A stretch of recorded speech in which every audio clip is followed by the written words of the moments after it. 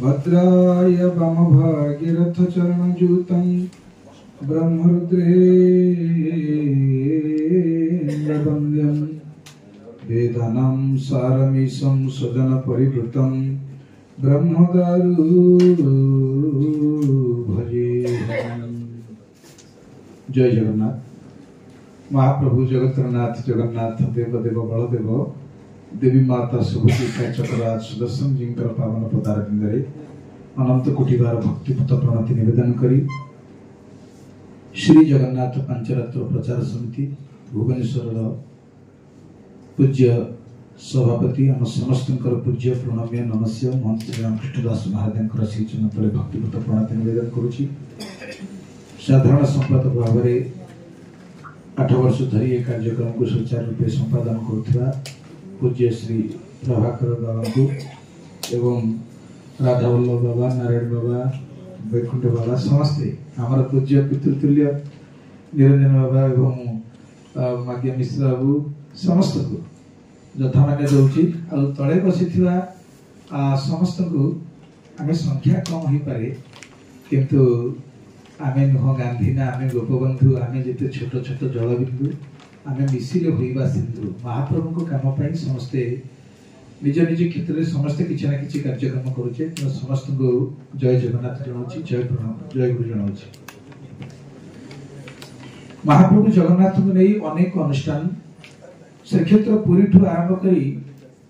दिल्ली पल्ली पर्यंत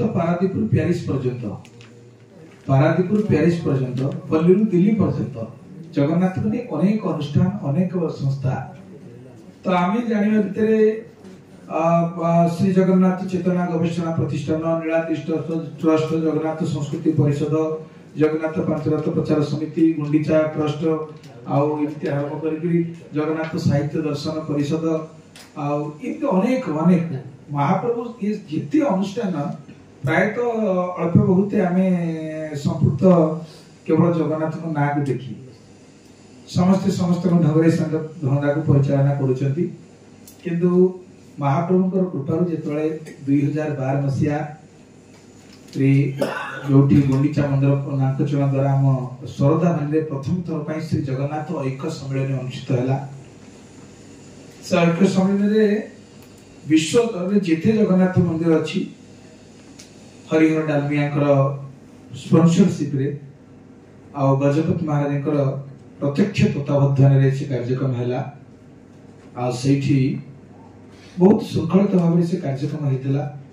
आ पुरुषोत्तम वाटिकार दिन दिन जाक चर्चा चले राति कार्यक्रम हुए बाबाजी चैतन्य चरण दास कैसेट स्कंद पुराण प्रथम पुस्तक ये गुड़ा किड्स कर सब मंदिर को जिते साधु संत थे समस्त को दिखाई अवश्य से कार्यक्रम को व्यक्तिगत भाव में गजपति महाराज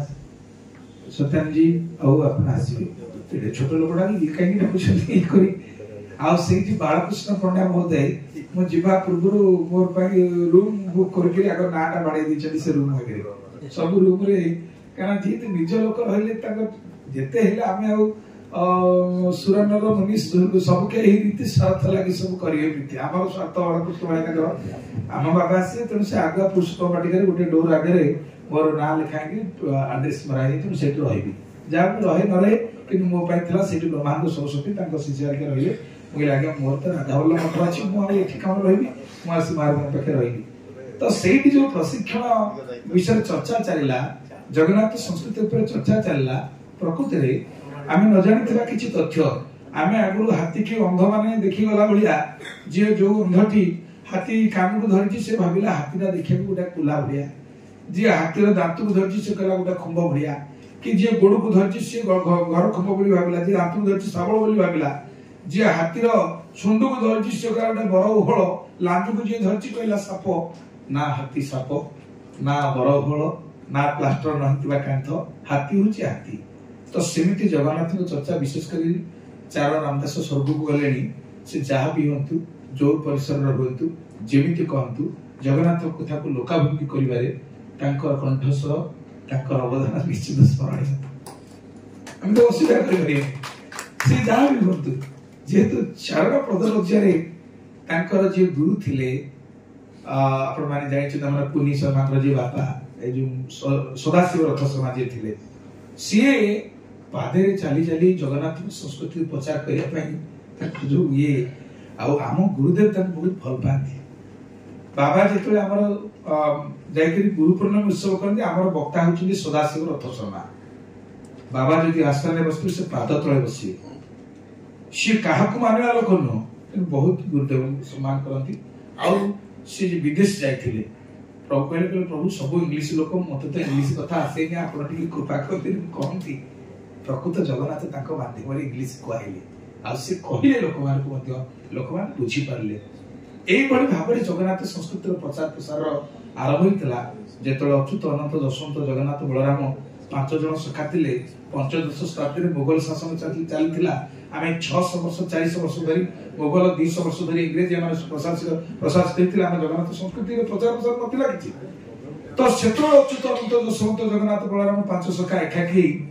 अगम्य गम्य जाने जशवंत गारकटा जंत्र जाने अनंत आगत अनागत अच्युत भणे बलराम दास तत्व बखाणे भक्तिर भाव जाने जगन्नाथ पंच सखाई ओडिशा महंत म्लेच्छ पतित तारिबा पई जन्म लभिले ओडिशा में से 5 जन संकल्प कले आमी महाप्रभुकर प्रचार प्रसार करिबा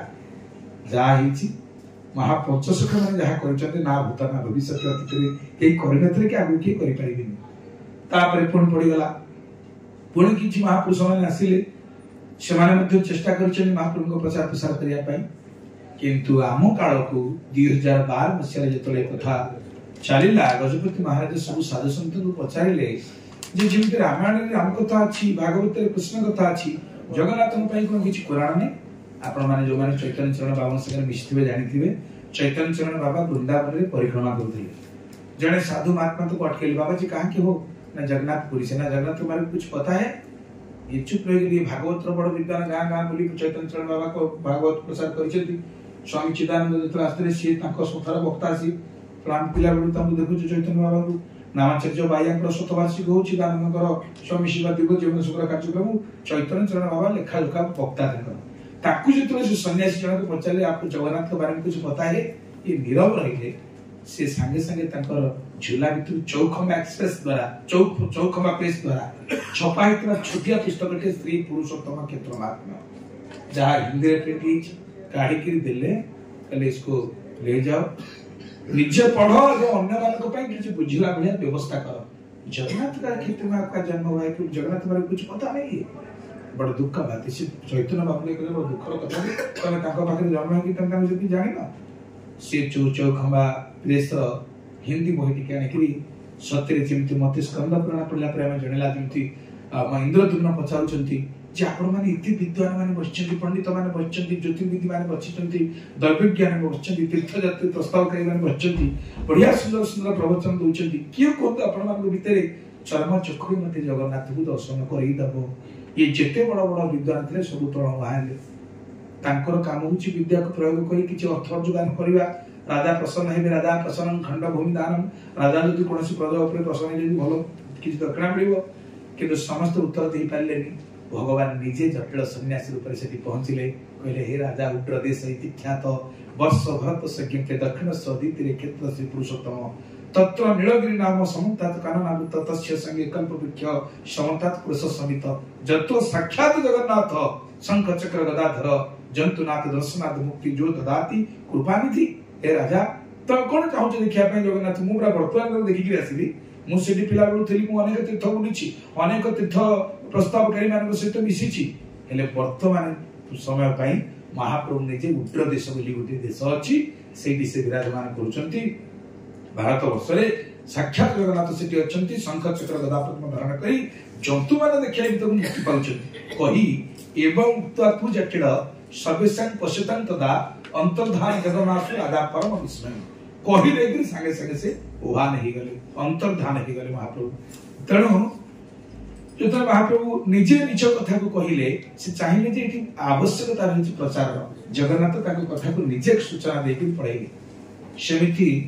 से सन्यासी जनक जे ब्रज परिक्रमा करूथिले से कहि देके पड़ेले कि बाबा जी चैतन्य चरण दास सोई पारंती ताको केमिति भाबरे ओडिया रे प्रिंट करिवे प्रचार हबो तो जदियो रत्नाकर गर्भवटु आउ हमर धर्मग्रंथ स्टोर आउ बिना प्राणी पुस्तक भंडार एमाने सब स्कंद पुराण को ओडिया अनुवाद कर 14 अक्षरी 9 अक्षरी छंदरे करथिले राजा अनुगत धर्म राजा जिते प्रथम थर पई देखिले जे एते सुंदर भाबरे ओडिया अनुवाद हेछि ताको ग्रहण कले सर्वसम्मति क्रमे जगत गुरु शंकराचार्य मुक्ति मंडप पंडित सभा समस्त सेही ग्रंथ की 50 वर्ष जोग्य बोली ग्रहण कले तापर 2013 मसिया जनवरी मास 16 तारिख रु 31 तारिख पर्यंत प्रथम थर पई से जगन्नाथ महात्म्य प्रशिक्षण शिविर अनुष्ठित हला जो समय पुणी भी कुंभ मेला पड़ितला आमर कुंभ मेला टिके